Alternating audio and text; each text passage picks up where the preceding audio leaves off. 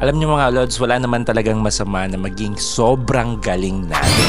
Oo, yung napakagaling mo, yung napakaraming tao na believe sa'yo. Dahil ang dami mong na-accomplish, ang dami mong nagagawa, ang dami mong alam. Yung kapag nilapitan ka nila is talagang na-accomplish mo, nagagawa mo, natutulungan mo sila.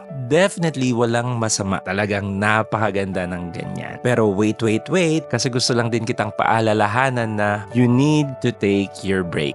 Yes, para hindi ka maubos at para hindi ka ma-deplete. Minsan kasi sa sobrang dami na ng mga bagay na inaalaw natin at tinatanggap natin para matulungan yung iba, tayo na yung nagsasuffer. And at the same time, yung other areas of your life is hindi mo na nade-develop. Dahil ubos na yung oras mo at hindi mo na nabibigyan ng importansya yung mga bagay na mas importante. Wala naman talagang masamang tumulong at maging maganda yung mga hangarin natin towards this thing na hinihingi sa atin as tulong, di ba? Pero wag sanang dumating sa point na mababurnout ka at ikaw yung magiging mukhang kawawa sa huli. Kasi sad to say, no matter how good we help others, when we fail at some point, they're going to scrutinize you. And ikaw yung kawawa sa huli. Kaya dapat don't just look at one point, one area of our lives, but continue to develop more.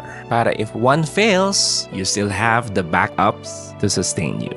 Again, walang masama sa pagtulong. Basta lagyan lang natin ng proper allocation sa buhay natin. I hope you will do that because you deserve it. God bless you.